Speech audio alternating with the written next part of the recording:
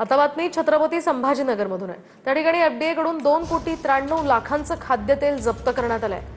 तर Bagaria agro products and Bagaria vegetable प्रॉडक्ट्सवर ही धाड टाकण्यात आली आहे। दोन्ही कंपन्यांचे परवाने तात्काळ निलंबितही करण्यात आले।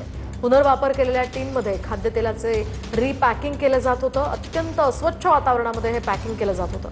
फूड ग्रेड प्रमाणपत्र, इन हाऊस लॅब आणि तांत्रिक अधिकारीच या ठिकाणी नव्हता। एफडीएच्या तपासणीमध्ये या गंभीर त्रुटी आढळलेल्या आहेत आणि त्यामुळे पाम, सोयाबीन, कपाशी यासह वनस्पती तेलाचा संशयित निकृष्ट साठा सुद्धा या ठिकाणाहून जप्त करण्यात आलाय। नमुने प्रयोगशाळेमध्ये तपासणीसाठी पाठवले आहेत। अधिकची माहिती आपण जाणून घेऊयात आमचे प्रतिनिधी ज्ञानेश्वर लोंढे यांच्याकडून। ज्ञानेश्वर, काय नेमकं या ठिकाणी घडलंय, काय अधिकची माहिती आहे?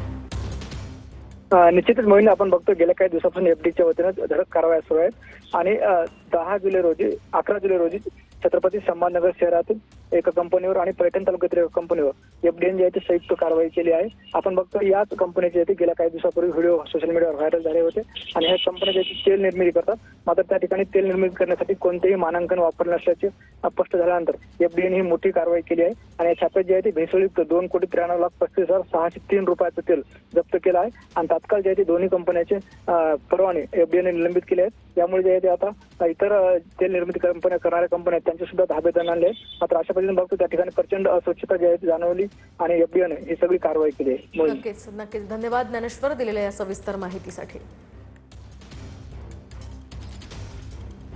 तर आपण पाहतोय छत्रपती संभाजीनगरमध्ये अतिशय अस्वच्छ पद्धतीनं या तेलाचं रिपॅकिंग केलं जात होतं।